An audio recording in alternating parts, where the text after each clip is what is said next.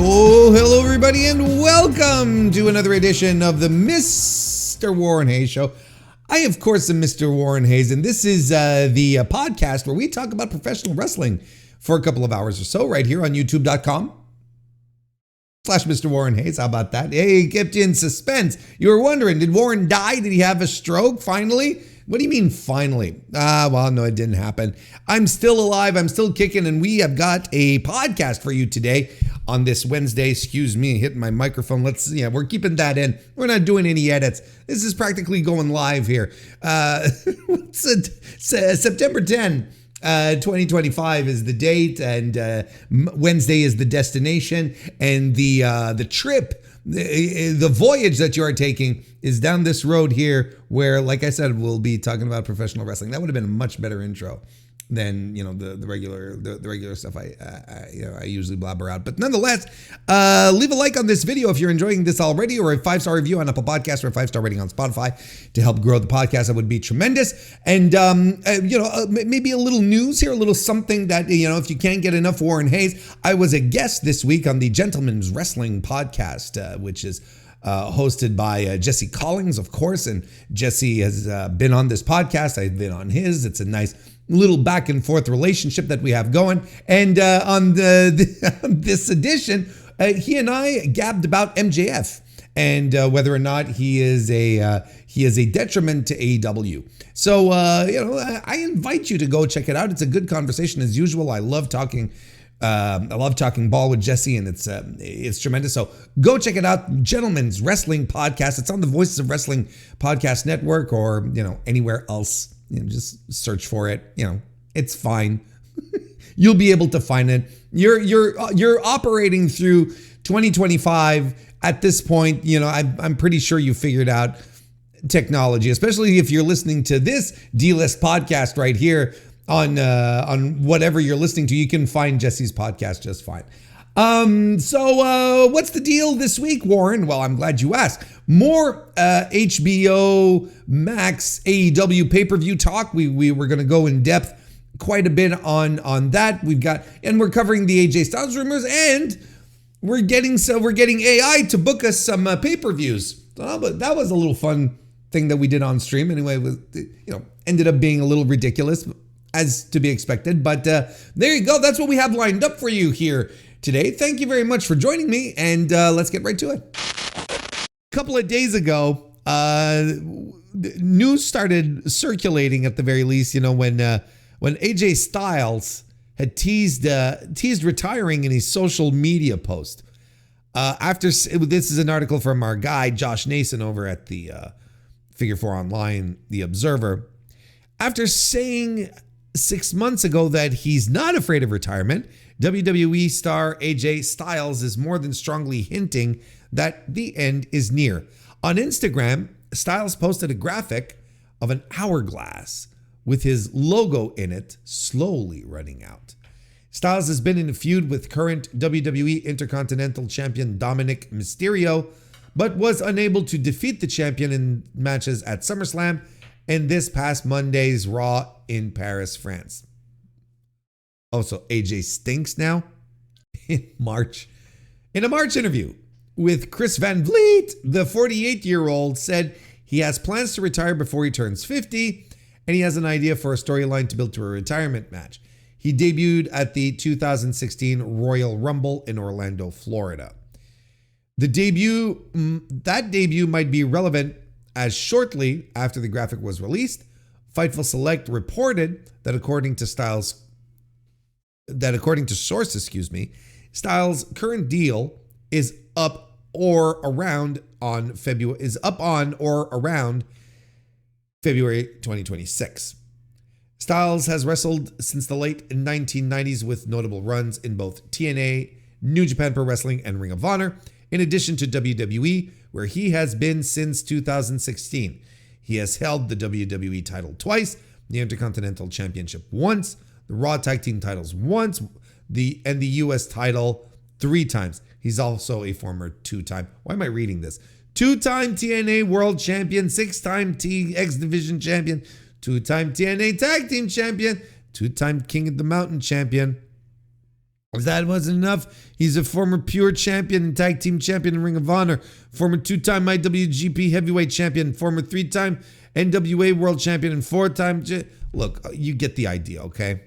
Okay, you get the idea, and there's the graphic for the sands through the hourglass, so are the days of our lives. So that's one thing that happened, right? But then there's a twist. There's something new here. As of today, when we're recording this on the 8th of September, AJ Styles says that he put feelers out to convention circuit before his current WWE deal. So this is again off of the Figure 4 Online Observer. So we are talking again about the cryptic hourglass post on Instagram that we just spoke of with that we just all saw. The Instagram post caused fans to question whether Styles was teasing retirement or something about his contract. And that speculation only grew after one of Styles' sons agreed with the comment that said that Paul Triple H Levesque is disrespecting Styles with the way he is treated in WWE. John Alba of The Takedown on SI reports that there was mutual interest in Styles exploring the convention circuit outside of WWE before the extension he signed earlier this year, though it is not known if there were any ever feelers put out about Styles wrestling for other promotions. So here's the quote from John Alba. Multiple sources indicated to The Takedown on SI that prior to re-signing with WWE on his most recent extension, Styles did indeed put feelers out about potential options outside of the company. Specifically, it was noted that he was generating major interest on the convention circuit from promoters, and it was mentioned that the interest was mutual and at least exploratory. So, the plot thickens on this one here. Very interesting stuff. Because yes, look, as the previous article mentioned, Styles apparently did have an idea at the very least on how his retirement should go, and his 10-year anniversary of being in the Royal Rumble, his big surprise arrival in WWE is in 2026. It's next year. So it's a significant moment for him. And quite frankly, is that like the last truly big Royal Rumble surprise? And I'm just saying this off the top of my head. And, probably some of you in the chat already say, no, Warren, it's, since then there's been this, and I'll go, oh, you're probably right, because I have a tendency to forget Royal Rumbles. The idea nonetheless, that the idea nonetheless that AJ Styles is setting himself up to leave is interesting, right? And look, you get the vibe that he's serious about wrapping it up before he's 50. There's a lot of wrestlers say, look, Swerve Strickland is saying, by the time I'm 40, I'm retiring.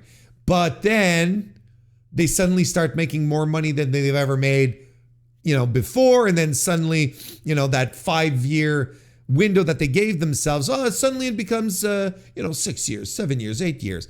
You know how wrestling retirements go.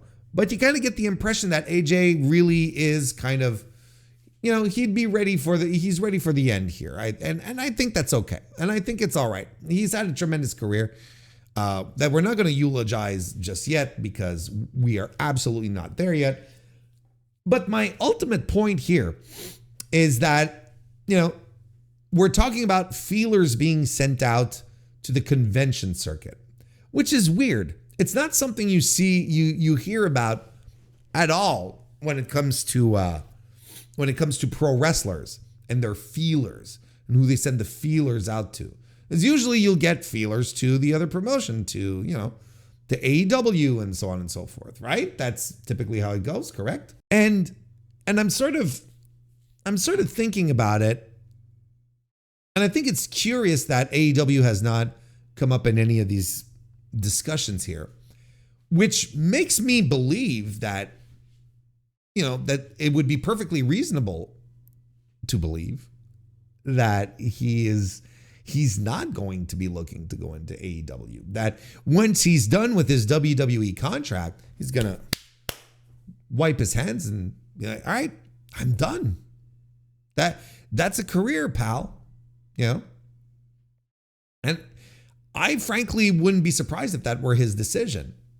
Because look, this guy has been wrestling since, like the article mentioned, since the 1990s. And he has had a hardworking, physical, high work rate style that has caught up with him. He's been injured multiple times during his tenure, particularly in WWE. It's his body's catching up with him. And maybe he's just like, I don't want to do this anymore. I'm good.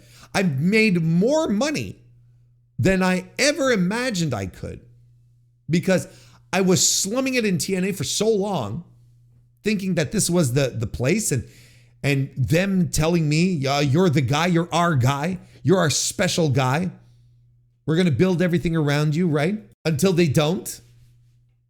And he's like, look, look, think about it. Excuse me, think about it. Back in the day, AJ Styles leaves TNA. There's only one option for him to work in North America and be like that, where you make some decent money. It's WWE. So what does he have to do? He can't go to WWE off of the TNA stuff. He still looks, he's still, he comes across as small time and he's smaller than everyone else. Like, don't forget, we're still in prime Vince era where he loves his big dudes, right? Tall, muscular. AJ is none of that. So what does he do? He goes to Japan. Yes, he does the Ring of Honor stuff, but mostly goes to Japan and completely reinvents himself. Like, that is, how you hear sometimes, it's like, I'll go to Japan, work there, and you come back and you're a changed man and people will see you differently.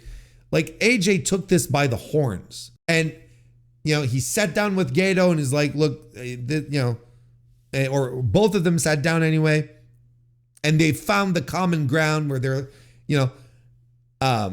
Prince Devitt was leaving and he wanted he being Gato wanted a strong Gaijin leader for the Bullet Club, but a guy who's just been working like the TNA for all these years and all through the worst years, some of the worst years of TNA Impact, right? And yet somehow everything just clicks and it works. And Gato tells him, I'm going to push you. You're going to be a top guy here. You're going to be my top heel. You're going to be my guy.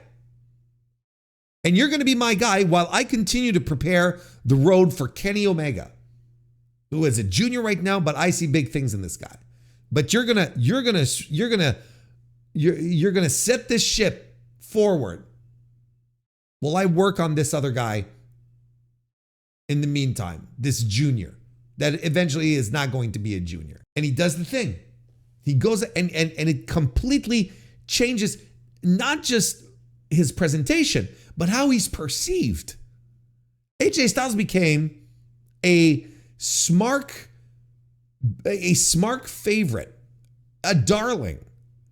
When spending, not that he wasn't a darling in TNA, a lot of people bemoaned the fact that he was being wasted in TNA, but that Japan run, and then he starts doing PWG on top of that, just endeared himself to everyone, and everything changed as far as perception goes. Pure perception, everything changed from that moment forward. So then when he did get the call, or called, I don't know which way it happened, I think they called, if I remember correctly, I could be wrong on this, but if my recollection isn't failing me, they called him and he said, I'll do it, but I'm not doing NXT. Because he didn't want to be in the small times anymore. He didn't want to be on that, you're bringing me for your top brand or you're doing nothing at all. Bring me in for the main show, for the big show. for the main big show. So that's the thing. So they bring him back. So they bring him over, and he has the buzz and the interest of every wrestling fan, like smarks, casuals. Everyone is into it. Everyone is into it because he managed to pull off this incredible reinvention, this absolutely phenomenal, no pun intended, reinvention. And the thing here is, on top of that, Vince liked him. Vince took a liking to him. What did he do? He made him his champion, had him feud with John Cena. Vince liked the guy. Then he sort of petered out, and AJ Styles is in the spot that he is in today, where people continue to pretend that he's meaningful at the top of the card or in any spot on the card in WWE, but he's there to take L's. Now, if he's losing to Dominic Mysterio, I think you can see the writing on the wall. If you're losing to the young guys, Dominic Mysterio aside, and all the lot that comes with that dude, this guy here, veteran, coming in at this point, he's losing to the young guys. He sees it. Writing's on the wall. So he's talking about retirement. He's like, I'm done. I'm done. And I've done it all. I've hit the top of the mountain. What more would I want to do? Do I want to go to AEW? Do I want to go to AEW and start over and have to, win over a new fan base? You could tell me, Warren, it's AJ Styles. AEW fans would welcome him with open arms. And I agree to a degree. The degree where I stop agreeing with you is the one where we say that AJ Styles will be able to get away with anything, because we have seen people come from WWE, enter AEW, and it just doesn't work out. It just falls apart. It just does not work. Fans reject them. There's no chemistry with what's going on, or they have these ideas that aren't coming across. And there's a lot of chitter chatter and a lot of people going, "Oh my God, can you imagine Danielson versus AJ Styles?" And I'm like, yeah, but also no. I'd be petrified of Bryan Danielson and AJ Styles in 2025 or 2026, whenever, right? I'd be petrified of that. Bryan Danielson, for all intents and purposes, is broken down. He's a jalopy now, okay? We'd all love to see him wrestle again. Don't get me wrong. But this is another guy who, his body went through the worst. He gave his body to pro wrestling. And look, if he could still go safely, healthily, he would be wrestling on TV, every other week or so. If he could, because he's a maniac. We know this. And Styles is, everything he seems to be doing and saying is just, he wants to wind things down. Does he want to enter this environment and, get into a 2-year, 3-year contract with AEW and, get back on the road and work another style and another house style and whatnot? Maybe he doesn't want to do that. Maybe he's just content with, taking his gloves off and hanging them up and going, that's it. I'll go do conventions. Now, this could all be a work as well. It's like, no, obviously, let me rephrase that. Obviously, if his deal is going to be up in 2026, which is what, September, October, November, December, January, February. It's 7 months out, more or less. 6 to 7 months out. We're not going to start throwing around reports where he's talking to AEW, because then that could come across as contract tampering and, nonsense, right? So he could just be very, very careful about it. Just being very, very careful about it. And maybe he does want on the flip side, maybe he does have one last good run, like one high level run. And he's like, champing at the bit to go for it. Maybe he sees like, all the matches that he didn't get. Maybe he'd like to wrestle Kenny Omega, once more. Have they ever? I'm pretty sure they have. I don't have it under, right here, but pretty sure they've had at least one match. But like revisiting these matches at the top of his game, when he's AJ Styles wrestling superstar. Maybe there are some young guys that he'd like to wrestle. Maybe he would like to wrestle Danielson. And it's like, well, let's do it. Let's have a little part-time gig and do it. Who knows what can happen, right? Again, I haven't seen AJ Styles recently because I haven't been watching WWE. But before I decided to stop, watching AJ Styles matches in 2023, kind of like, well, it's AJ Styles, and you recognize it, and you're like, this is one of the greatest.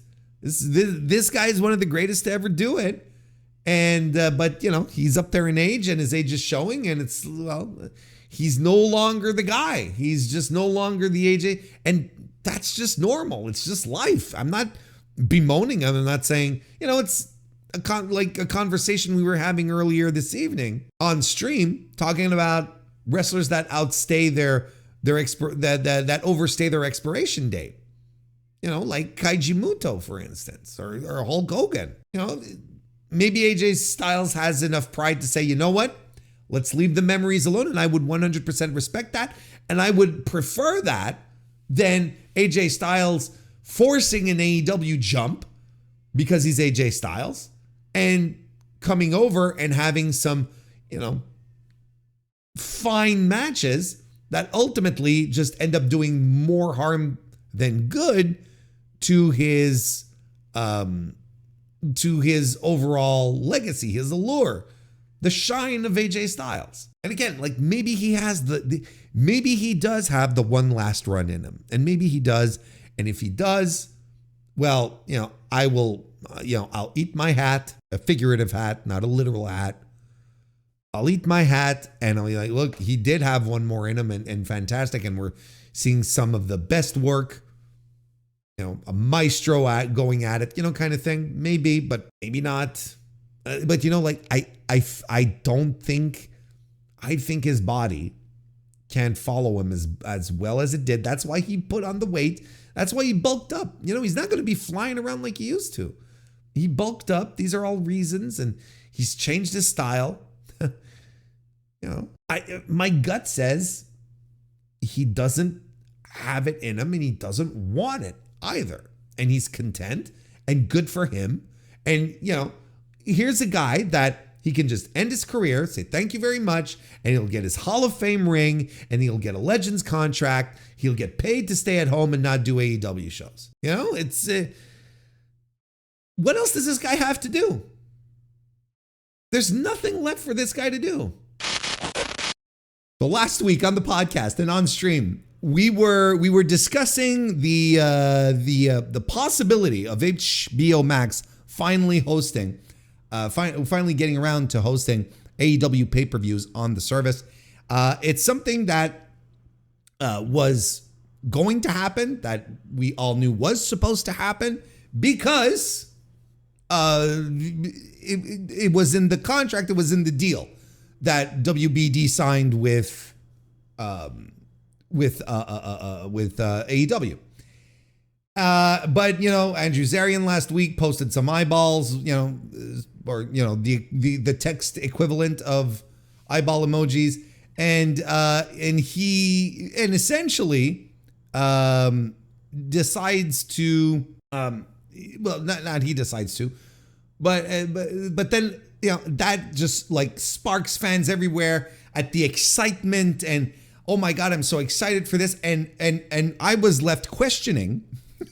I was left wondering, well, why are people excited? Why are people into this? Why are they looking forward to this so much? Why is it such a big deal? It's just going to be another place to buy pay-per-views, unless the expectation these fans have is that the pay-per-views will be included in the price of your HBO subscription so that effectively you don't have to pay for extra, I should say. You don't have to pay extra for a pay-per-view. You will pay for the pay-per-view, let's say, if you're not subscribed to Max. And, reasoning that didn't quite make sense where, you pay $10, let's say, for, well, how much is HBO Max? $12, $10, something like that, the basic tier? Why would you get a previously priced $60 pay-per-view for $10? That doesn't make any sense. Look at what happened with WWE. Anyway, I'm not reiterating all the points that we talked about last week, but nonetheless, we were wondering. And then a few days later, after we had all these discussions, after we were wondering what the hell is going on, we get the news that it's happening. HBO Max is going to start offering AEW pay-per-views on the platform with All Out 2025 in a couple of weeks. Let's read this article from Variety, an article that is not a dirt sheet. That is, well, a dirt sheet of another, I guess, or a legitimate dirt sheet of the of the entertainment business. All Elite Wrestling live pay-per-view events are officially coming to HBO Max. The streaming service will begin live airings of AEW's pay-per-views starting September 20 with All Out, which will originate from the Scotiabank Arena in Toronto, Canada.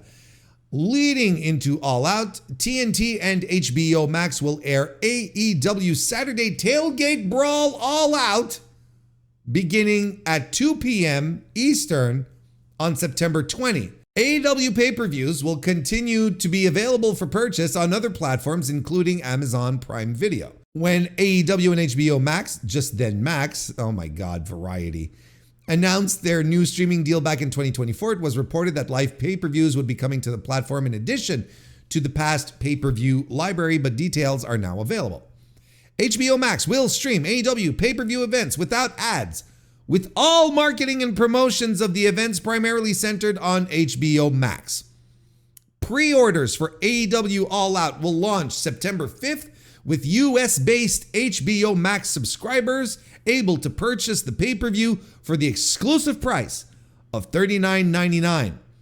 Purchase and access to pay-per-view content may vary by subscription provider.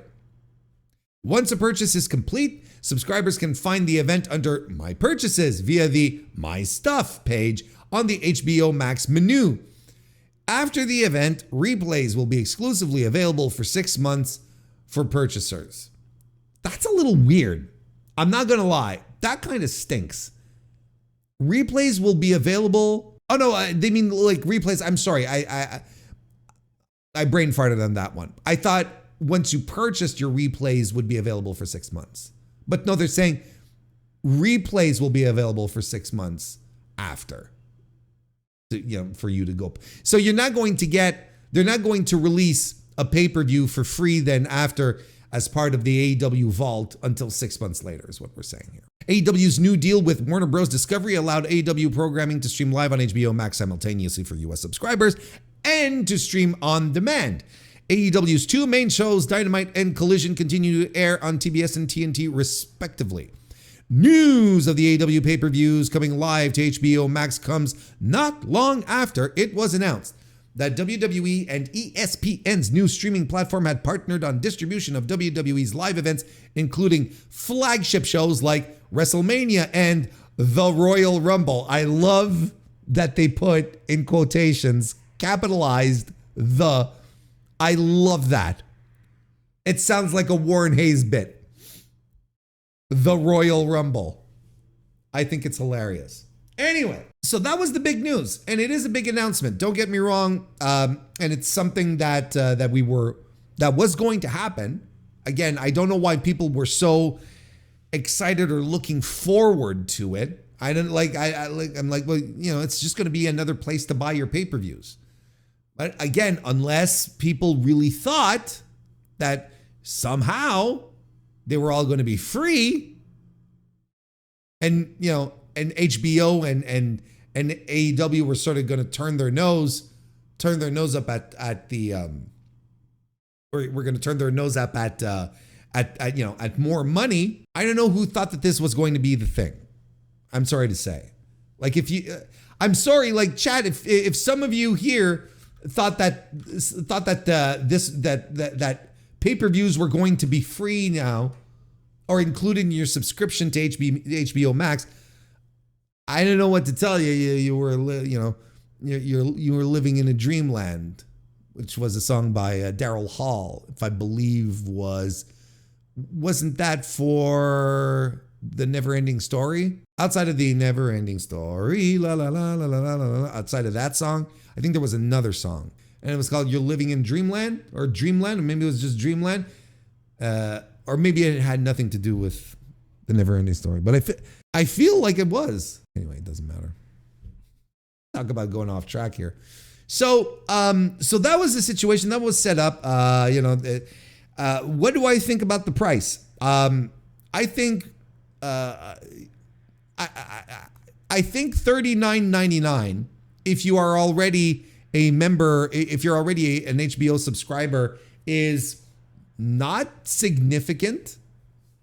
I don't think it's that alluring a deal. What were the pay-per-views? Like $60, right? The pay-per-views were like $60 already. And people were like, well, you're saying, you're already paying $10. Yeah, but the $10 that you pay, let's say or whatever the subscription is, that's a sunk cost. That's a sunk cost. You've already put it into the platform. It really doesn't factor in, and you have access, and you're already subscribed to the platform. You're already watching, House of the Dragon and Smiling Friends and whatever the fuck, right?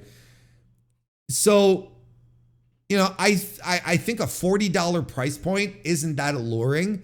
One would have thought they would have gone the route of $29.99 to sort of compete with the ESPN thing, right? Even though I understand it's not per pay-per-view, I understand, or per PLE. I understand it's not per big WWE show that you get to pay the $30. You pay the $30 per month while being subscribed to ESPN. But I think maybe in the mind of a wrestling fan who is not subscribed to HBO Max, right? And only buys the pay-per-views, I think if you put it at the same price point of $30, then there's an easier connection that's made there. And it's like, well, $30 for my monthly pay-per-view is is a good deal for me, right? Because then it's literally half off.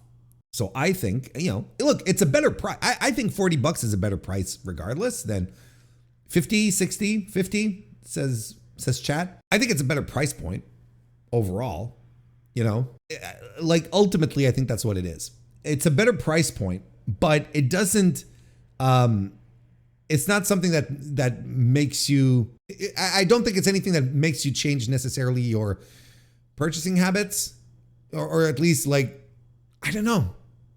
Or does it? It's hard to say. I don't want to speak out of turn here. All I know is that this is nothing significant enough for me to not like stick to what I'm doing right now. But, it's interesting that they're able to offer it at a smaller price point because look, clearly HBO Max is taking a much smaller cut off of the top than Triller or Amazon Prime or YouTube, PPV.com, whatever the other providers are. Like it's a substantial like there's substantial gain when it comes to AEW here, where it's like they're able to offer it at a lower price and it probably doesn't affect their bottom line. The only way this could have gone a completely different path where suddenly the pay-per-views are all for free is if Warner Bros. Decided to cough up the cash like ESPN did to WWE and say, well, we're going to give you these hundreds of millions of dollars for your pay-per-views. And it all works out so that, and it works out in the end where the pay-per-views are basically bought and paid for, and Tony doesn't have to worry about losing money. He's not, so, the amount that he would make on this type of deal, let's say, in the theory here that HBO Max would have, or Warner Bros. Discovery would have shelled out the cash, they would have shelled out the cash to make sure that AEW never really loses money when they put on pay-per-views, and they don't have to worry about buy rates as much. Like, I don't have a strong opinion. I don't know if you I don't know exactly how to approach this, because I don't know what you, the listener, the viewer, wants as far as my opinion or my analysis goes, because it doesn't really bother me, and it was never really that big of an issue to begin with. I don't think. I think AEW fans made it a big issue because I think deep down in their hearts, they thought that they were going to get free pay-per-views with their subscription to Max. I think that's what it was. I think that's why people were excited about it. Me, I'm like, okay, well, they're $40 instead of 50. All right. And you still have to subscribe to the network, and then you pay extra. And okay, so it's just like, I can continue buying them on YouTube if I want. I can continue buying them on Amazon if I want. I can continue using my VPN and buying them off of the Triller in the UK if I want. Like, there's nothing that compels me personally to say, oh yes, tremendous change here. I don't see how this brings in new subscribers. I don't know. I don't see how this changes. I don't know how this improves churn or not, or reduces churn is what I should say. I don't necessarily see immediately the upside here. I think I would have a different opinion if you were at around $29.99. Then be like, okay, all right, and they're being competitive with the ESPN deal with WWE. That's what they're doing here. They're trying to be competitive on that front, and would make a lot of sense to me. Look, I'm sure. Look, hopefully the AEW fans were super excited and couldn't stop talking about it for a full day. Hopefully they got what they wanted, because I don't know what they wanted out of this deal, other than free pay-per-views, which was something that wasn't going to happen, not unless, like I said, Warner Bros. Discovery shelled out the money to license all the pay-per-views in a way where AEW doesn't lose any money. Exactly like WWE did. Anyway, I'm going to continue down this story in a second here. Let's go take a look at the chat. Let's go see what's going on here. Here's a crazy thing. If they release the pay-per-view buy numbers for Max, it will be the first time we get a real Max viewership number. That's true. But they will not do it, I don't think. Ms. Convoy, nice to see you and welcome. Dream time from a second LP. Thank you. That is what I was thinking about. I was conflating the never-ending story. I was conflating with the never-ending story, right? That's what I was doing with Daryl Hall. Thank you for clearing that up. There's nothing to get excited about. There's nothing to get mad about. It's $40 if you're already shelling out $10 to HBO Max, and yeah, then there you go. So I guess you don't have to subscribe to another service. I guess you don't have to buy from Amazon. Well, whatever. Well,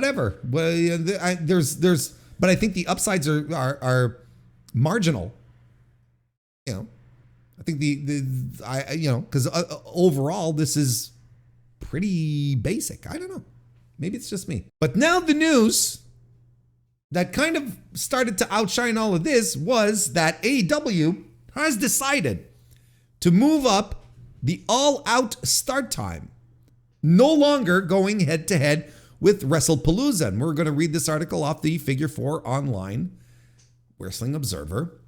First reported by Fightful today being September 3rd. We're not September 3rd when we're recording this. We're streaming on September 4th.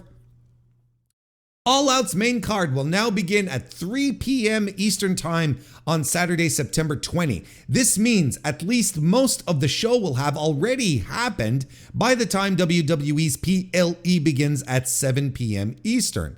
The original start time for All Out was slated to be at 8 p.m. Sources that Fightful select. This is a quote here from the Fightful report. Sources that Fightful Select spoke to in AEW said that the afternoon pay-per-view success of Forbidden Door helped contribute to the decision, which had been discussed for weeks. All Out is being held at Scotiabank Arena in Toronto with Adam Copeland and Christian Cage versus FTR. The first match confirmed for the pay-per-view. And Wrestlepalooza is a newly added event to the WWE PLE calendar. It will kick off a new era for WWE, with this being the first PLE to air on ESPN's new streaming service. John Cena versus Brock Lesnar is expected to be the main event, with the return of AJ Lee also anticipated.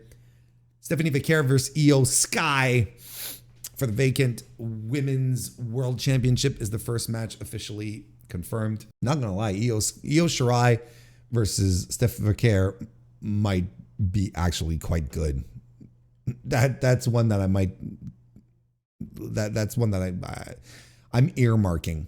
All Out will also mark a new beginning for AEW, with it being the first AEW pay-per-view available on HBO Max. Other providers will still carry the event, but the marketing and promotion of the show will center around HBO Max.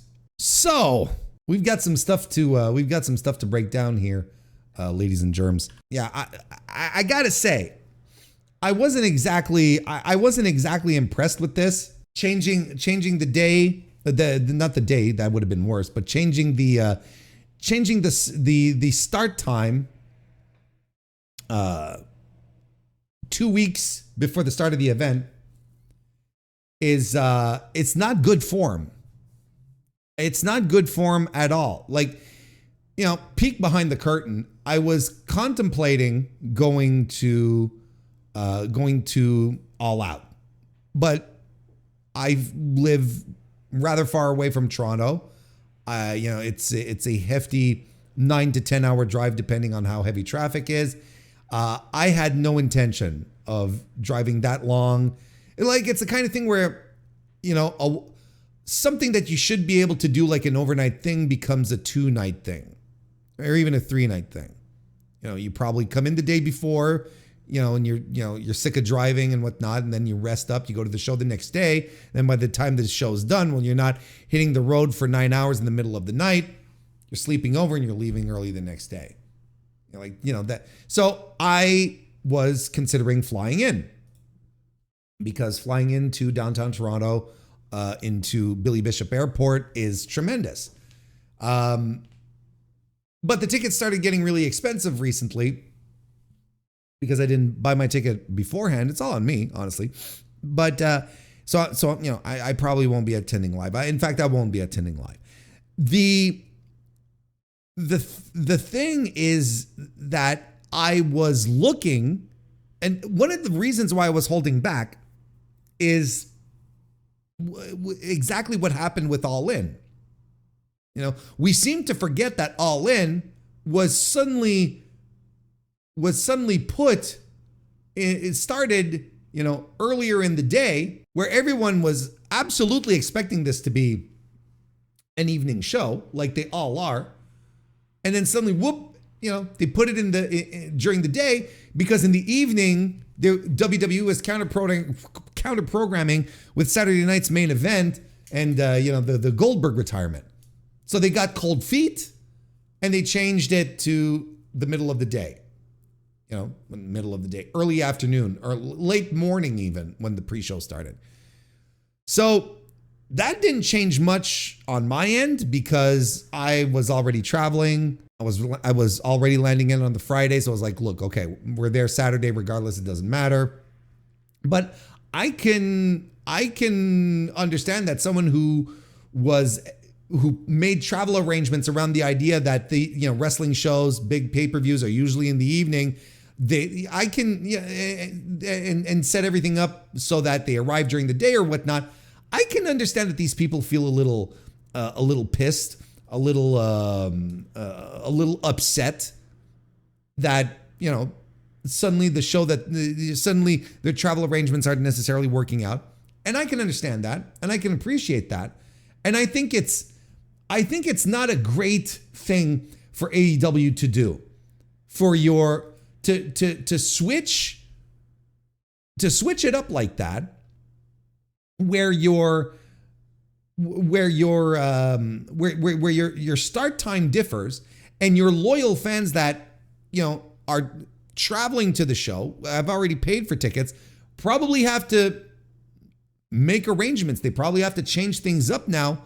Who are we to believe? Who are we to say that there's not people who had to switch shifts on that Saturday and probably put in their notice weeks ahead of time, and now they have to come in and say, well, I can't do the afternoon shift because the show's starting in the afternoon. And these are your paying customers. Like, these are the people who are 100% slapping down the money to come and see your show, whether they live in Toronto, in the GTA, or are coming from out of town. And I'm convinced that the majority of people are not going to be bothered by this. But I think there is a significant minority, and when I mean significant, I'm saying maybe 30%, 35% of the people who are attending that are going to be impacted by this decision in one way or another. And these are the people who are paying to go see your shows. And you're doing this, you're making this change to accommodate your TV, to accommodate, the pay-per-view purchases, to accommodate people who haven't given you a red dime for the show yet. But, the 15,000 or so who already bought their tickets at the Scotiabank Arena, it's whatever. We already have their money. Is that the vibe here? Because you know what I mean? Like, you're really punishing you're really punishing your actual fans, the fans that you want to convert into paying customers. You're punishing them, and they've already given you their money. They've already committed to your show, and you're like, just in case we get a few less pay-per-view buys, we got to switch this around, pal. I'm not so sure we can do this, and it's really weird to me. I don't understand. I like, on that basis, I have trouble understanding why they're doing it. And look, here's it. Like, sources that told Fightful Select here that the afternoon pay-per-view success of Forbidden Door helped contribute to the decision, right? I'm like, fuck you. Like, honestly, fuck you. Because Forbidden Door, in its local time zone, was not an afternoon show. I understand that all of us in North America were all sitting around in the middle of the afternoon instead of, late evening watching the show, and it was wonderful. But, I don't like it. The show aired in the evening in its local time zone. So are we now supposed to accept that AEW shows are going to be in the afternoon now? Or like, are we going to start buying tickets not knowing when the show is going to start? Because up until this point, no one has ever doubted that the shows were not going to be in the evening because they have always been in the evening. It's like suddenly going to a Taylor Swift concert, and that she's had her shows in the evening everywhere, but she comes to your hometown and you buy your ticket thinking that it's going to be an evening show. Then all of a sudden, whoop, no, we're starting at 1 p.m. Like, what the fuck is this? And then AEW has problems selling tickets to their live events, right? Pay-per-views aside. But this does nothing to instill consumer confidence in the ticket buying public to go and buy shows at AEW to buy tickets for an AEW show, because AEW, on the way to that show could, just decide on a whim that, instead of it being in the afternoon now, we're going to start this at 10:30 p.m. I know, yes, I understand. I'm exaggerating, but bear with me here. Like, what is it? And they're starting at 10:30 p.m. so that they can accommodate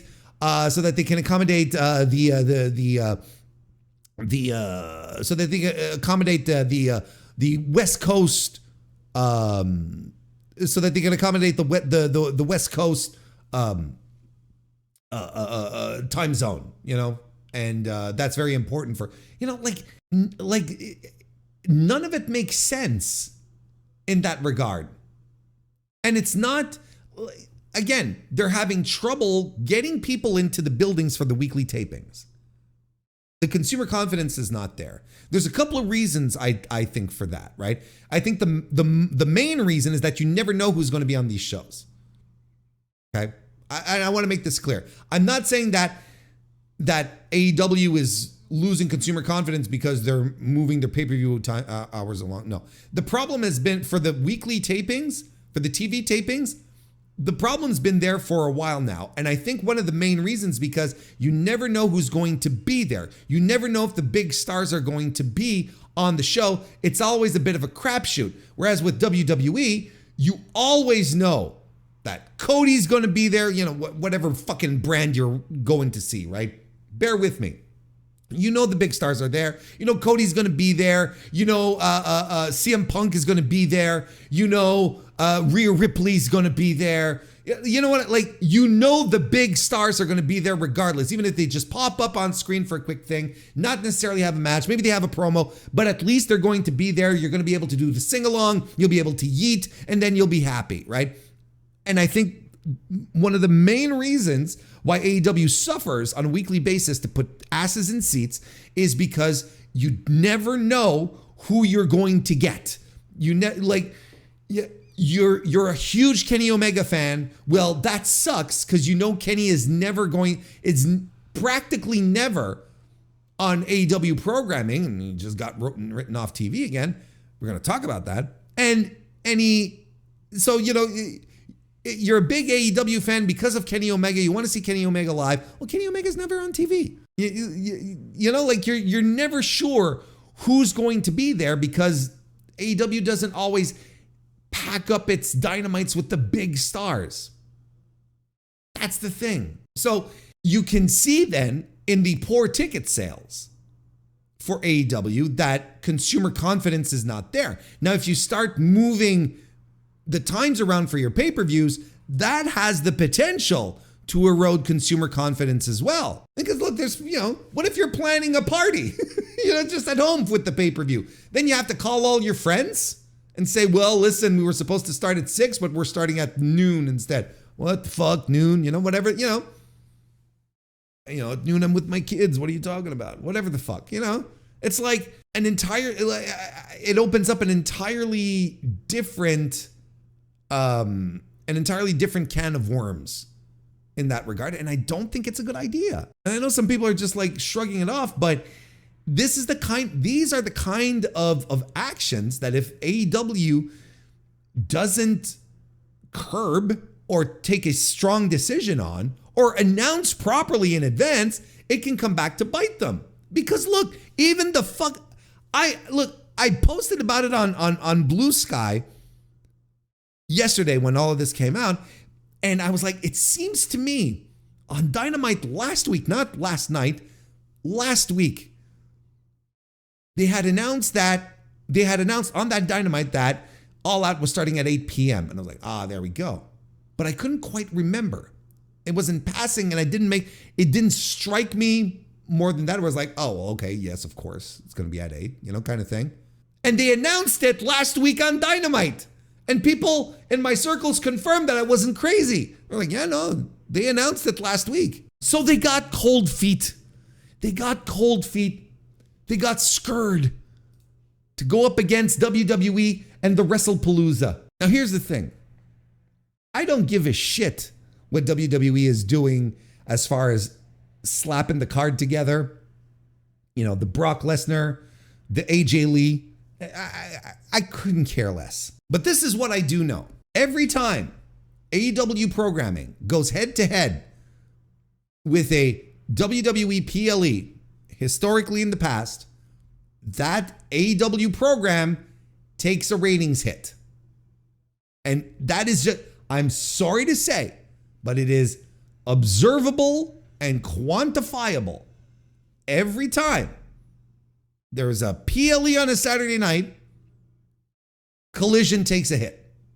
And it's just right there. The data's there, and it's been pointed out for a while. I've even talked about it a few times. I know AEW fans want to believe that AEW fans live in this perfect biodome environment, this pristine, closed off society where, no one goes out to fiddle around and watch, the bad promotion. No one does that because AEW fans are, they're smart folks. They don't listen to bad things. They don't watch the bad promotion, and they have this perception, because trust me, I saw tons online. They have this perception of, well, WWE can do whatever they want, but AEW fans are not going to watch Brock and whatnot. And I agree. But what is a wrestling fan going to do?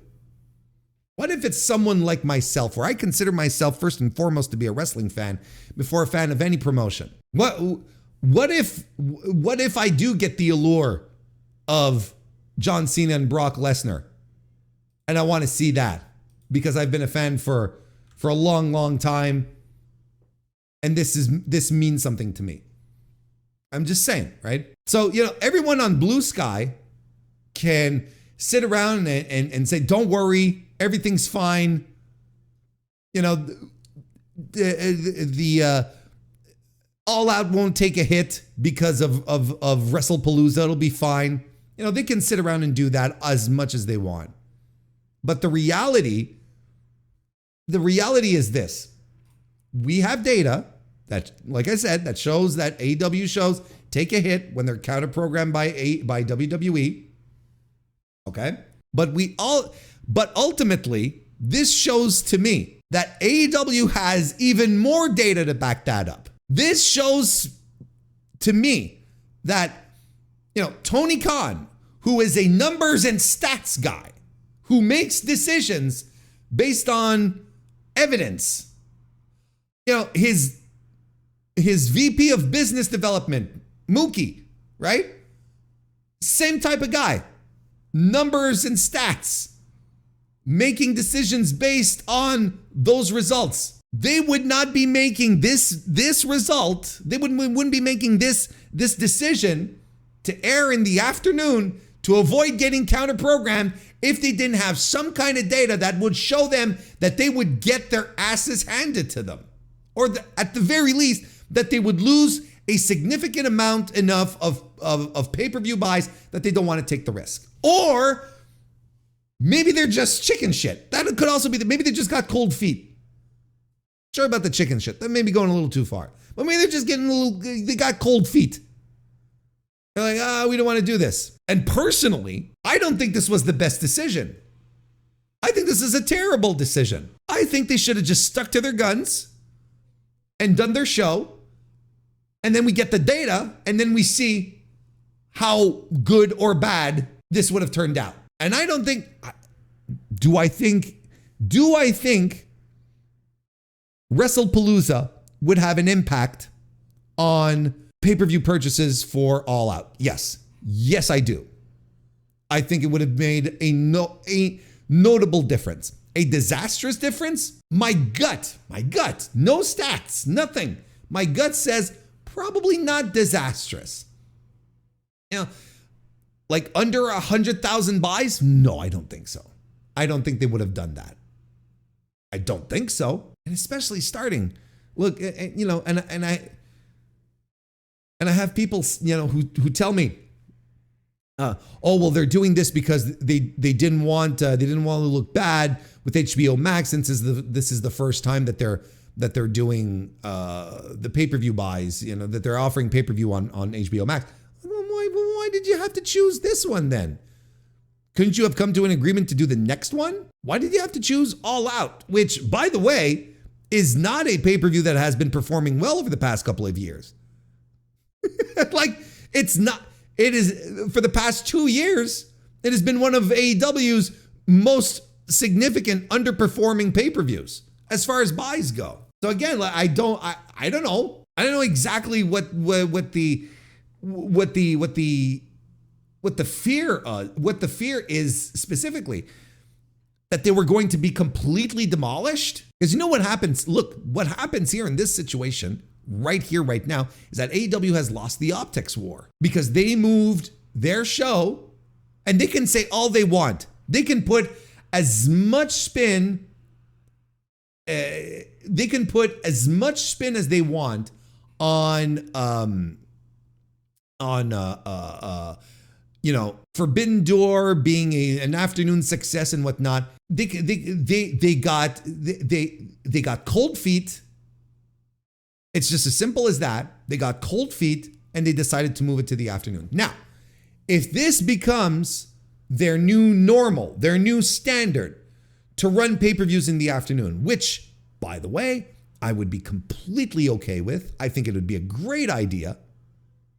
Sitting around on a Saturday afternoon watching a pay-per-view, I think that would be great. I think that would be absolutely great.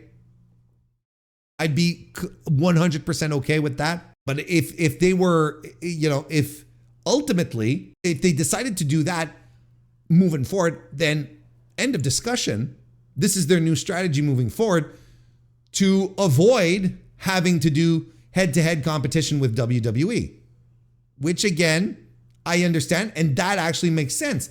But if we keep jumping around like this, going from evening to afternoon, starting a show and then all of a sudden, whoop, it's in the afternoon now, guys, because Saturday night's main event is being counter-programmed on us.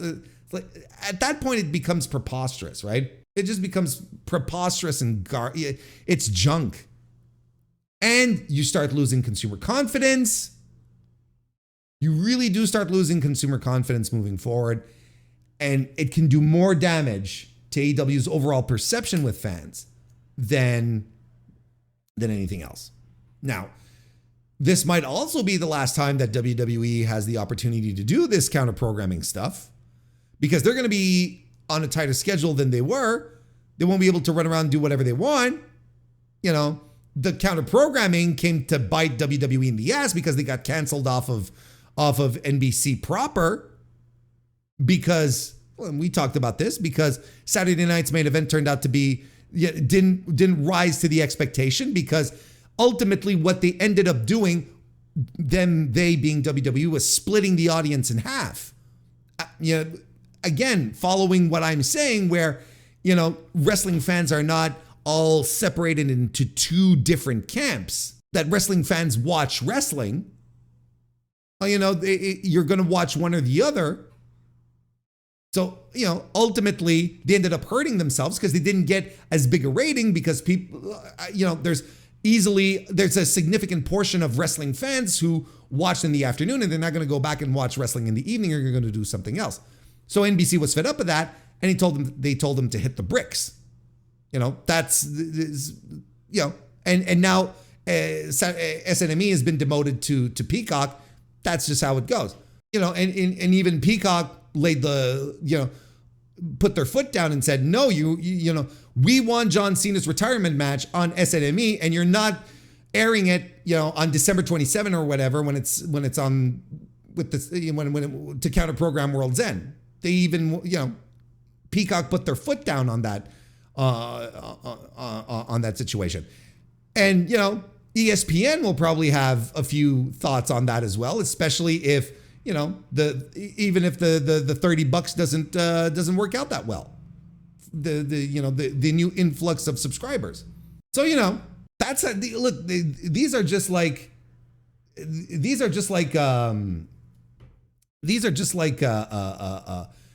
very clear,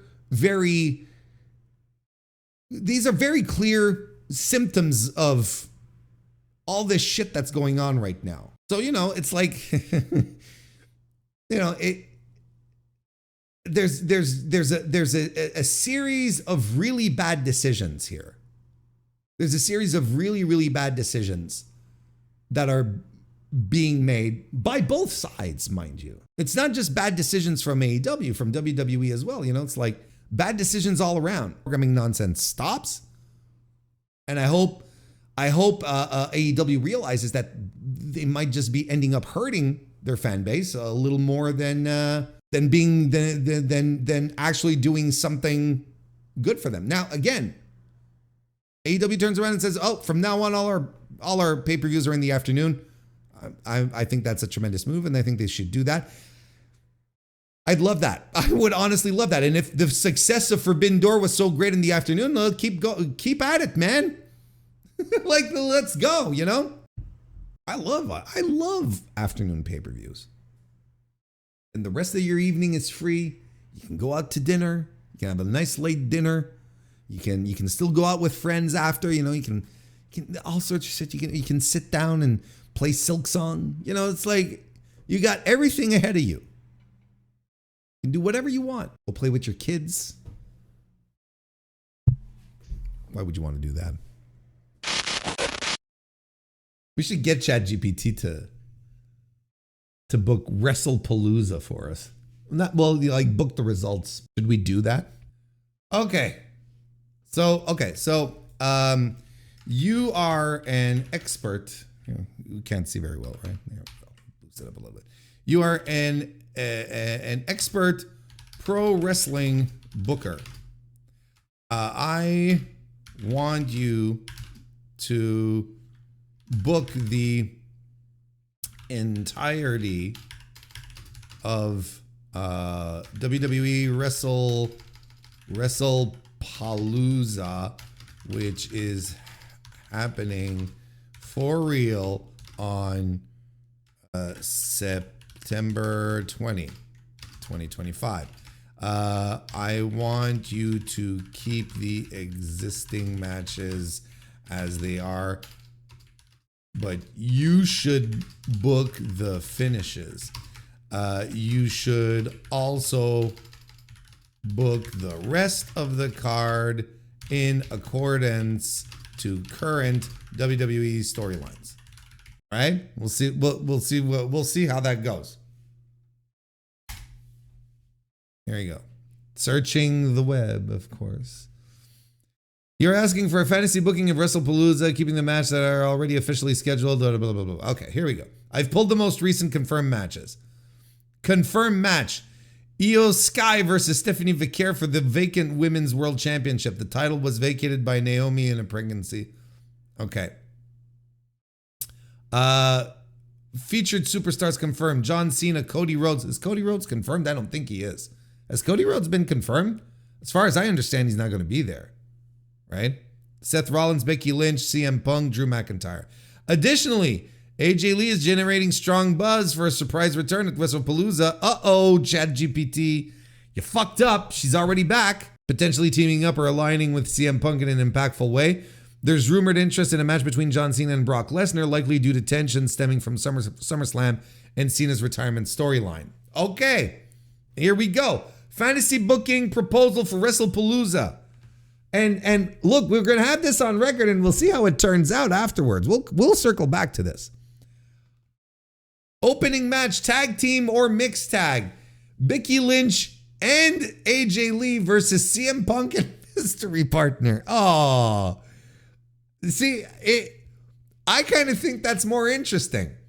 Finish. AJ Lee returns mid-match, providing an emotional and electrifying moment. No, completely messed up.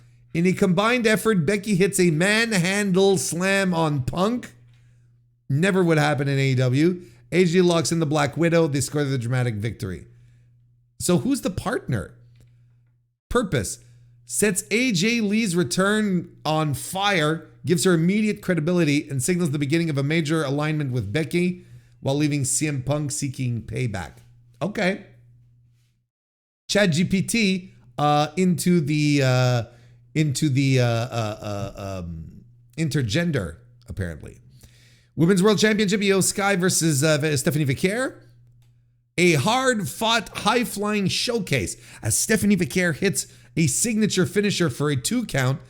Io kicks out, ducks a second attempt, and hits a massive into the sky moonsault from the top rope. Io Sky wins. becoming the new Women's World Champion. Purpose keeps Io's momentum alive, positioning her as the new face of the division. Vaquer goes out strong and remains in the title hunt. Ergo, this feud must continue. That's essentially what we're saying here. Undisputed WWE Championship, Cody Rhodes versus Drew McIntyre. A classic brutal slugfest. Near fall after Rhodes hits the crossroads. Drew counters, almost hits the Claymore, but Rhodes kicks out and hits a reverse crossroads, retaining via pinfall. Reinforces Cody as a fighting champion, draws out Drew's resilience, and sets up rematches or new challengers emerging from this feud. All right. Seth Rollins versus CM Punk. We're having CM Punk pull double duty? Is that what we're doing? Extreme match with weapons. Oh boy. Late in match, AJ interferes accidentally, leaving the Intercontinental Champion Becky vulnerable in her match. Rollins hits the stomp on Punk, retains. What? Heightens tension. Punk is right there. AJ tricks complicate the picture, and Rollins stays dominant while planting seeds for a future AJ Punk storyline. I mean, if anything, it's interesting. Hey, Kadu, welcome. Yeah, I don't know who told you about that, but they're wrong. John Cena versus Brock Lesnar. No title. Finish. A hard-hitting spectacle. Lesnar dominates early, but Cena fights back with grit and a top rope attitude adjustment from the second turnbuckle. Okay, first of all, how is it a top rope attitude adjustment if it's from the second turnbuckle? First and foremost. Second of all, no fucking way Brock is taking that bump. At the climax, Lesnar spears Cena through the barricade, but Cena beats the count via 10-time rule nostalgia.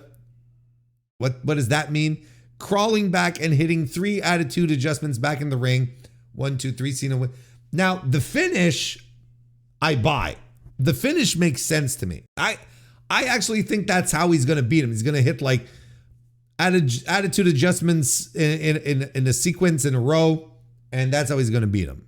I believe that. Purpose. A feel-good, crowd-pleasing win to salute Cena's retirement tour. This send-off in his final Indianapolis appearance gives maximum emotional payoff. Lesnar remains dominant but adds depth. He's more fearsome than ever for future feuds. Oh boy. Oh wait, and we have another match here. So we're using like the same 4 people in 3 different matches on this card. This Becky Lynch and AJ Lee versus CM Punk and Seth Rollins. Ultimate storytelling payoff. AJ Lee opportunistically, why did I pronounce it the way I did? Slides a loaded object to Becky, kayfabe, just want to make sure, who uses it while Punk is distracted. They hit a double finisher on Punk, manhandle slam and Black Widow lock, but Rollins rushes in, Becky counters, hits a disarm her, forcing Rollins to tap. Becky and AJ win. Beautiful bookend to the night.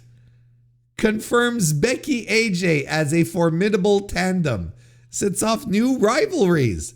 Steamrolls the AJ Punk Rollins storyline into WrestlePalooza's closing act. That sucks.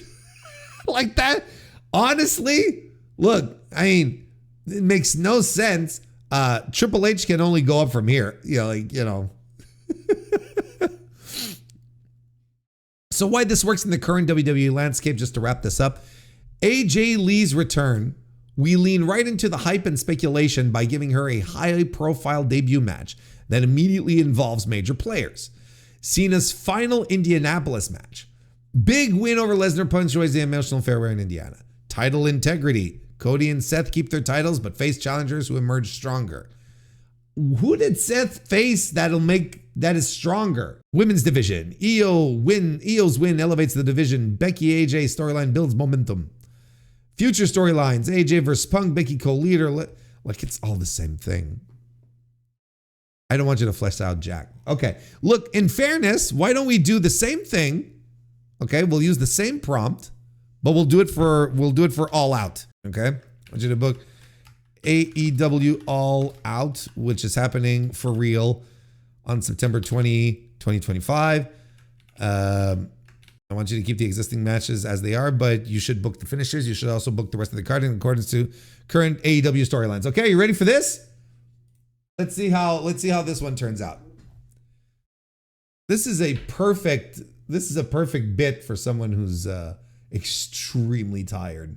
Okay, based on official announcements and recent build-up, Adam Copeland and Christian Cage versus FTR in a tag team match. That's right. Hurt Syndicate versus Ricochet and Gates of Agony. That is correct. Mercedes Moné versus Riho. That is correct. John Moxley versus Darby Allin. That is correct. In a coffin match, too. Tony Storm versus Jamie Hayter versus Chris Statlander versus Tekla. In a four-way AEW Women's World Championship. Is it a four-way or was it a tag team match? I feel like it was a tag team match. Or was it a four-way? Can't remember now. I'm drawing a blank. Because I watched Collision too. Terrific episode of Collision. Hangman Page versus Kyle Fletcher. And MJF versus Mark Briscoe. Oh, so it is a four-way. Okay, thank you, Pedro. All right, we got 9 matches. I don't know, man. That doesn't sound like an AEW pay-per-view. Pre-show, AEW Saturday Tailgate Brawl. Yeah, they did say that was going to happen, right?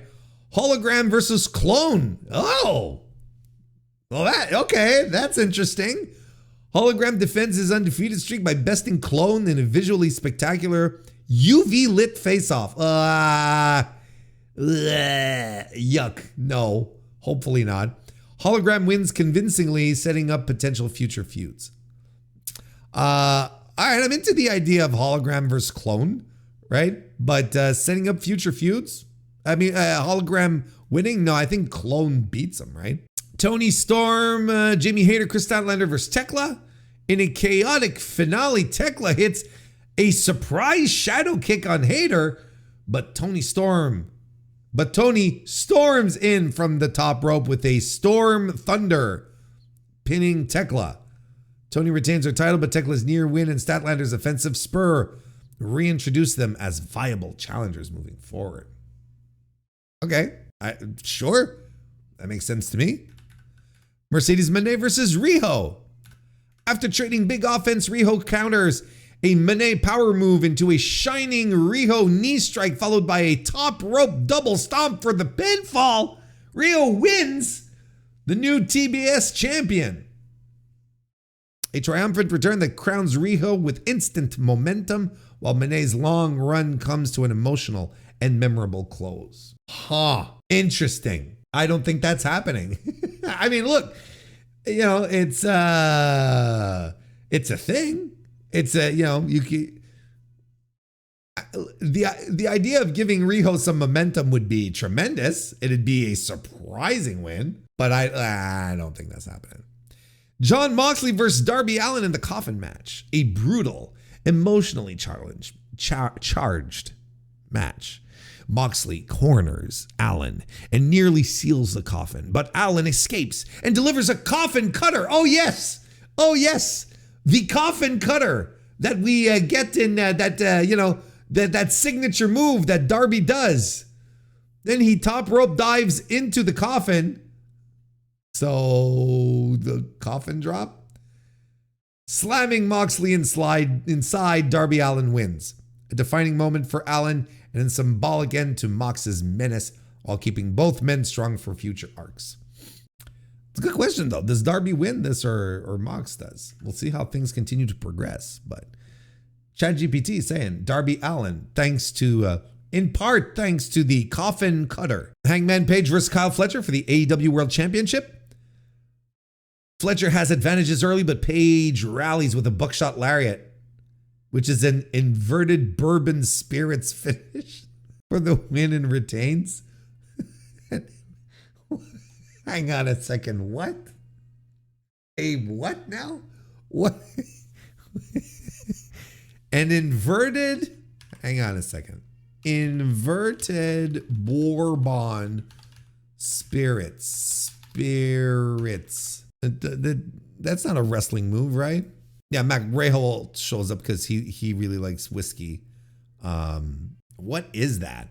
Did you guys know that a buckshot lariat is all it is an inverted bourbon spirits finish? Anyway, establishes Fletcher as a tough challenger and keeps Page sounding dominant, ready for future challengers. MJF versus Mark Briscoe. Briscoe chooses a street fight stipulation. Okay. The match ends in chaos. MJF tries to cheat, but Briscoe responds with a froggy bow onto the floor. Briscoe pins MJF with no referees around, and the celebration is wild. Briscoe wins in an upset. How does Briscoe pin MJF if there are no referees around? I don't understand that. That does make sense. Briscoe wins in an upset. Huge underdog comeback that reboots Briscoe's momentum. MJF looks vulnerable and frustrated, perfect for future heat. He self-pins.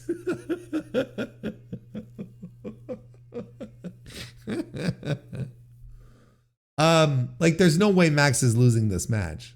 There's no way Max is losing this match. He's going to be back from is he taking his honeymoon now? Is he on honeymoon now?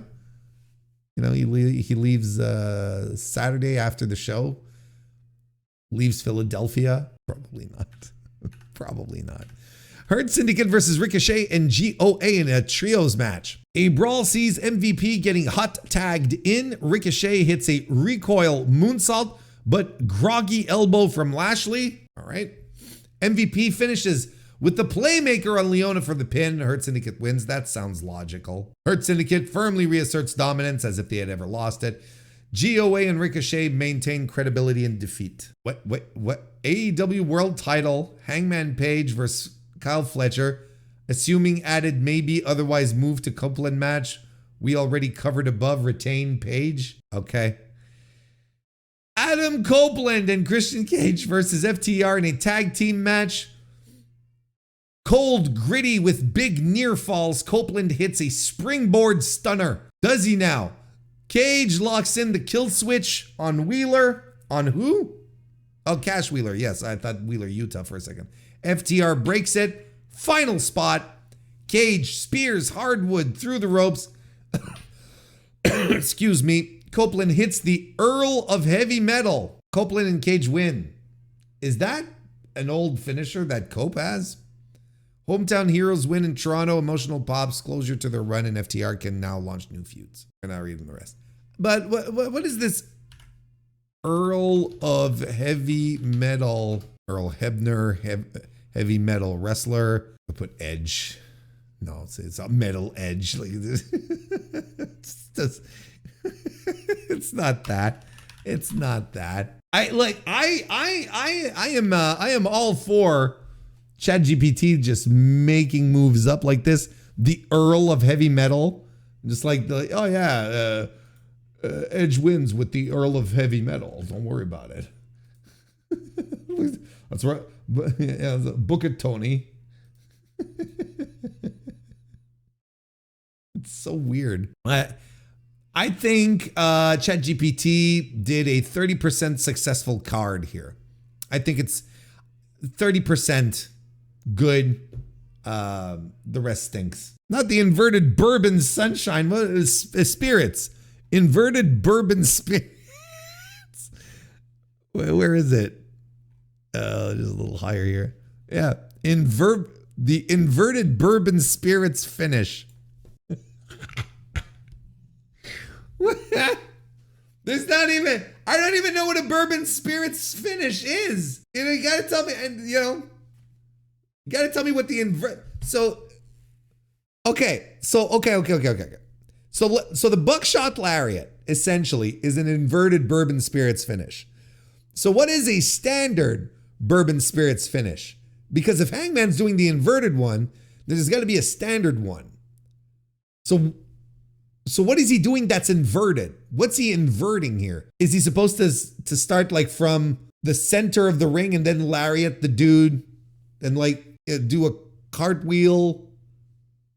Like, how does it work? Is it cartwheels? All the cartwheels. I mean, I'm sorry to say for, you know, Hangman and whatnot, but his from this point forward here on stream, his finisher will be known as the inverted bourbon spirits finish.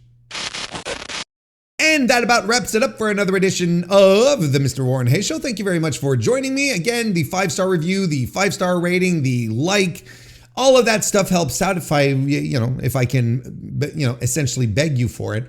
That's what I'm doing right now.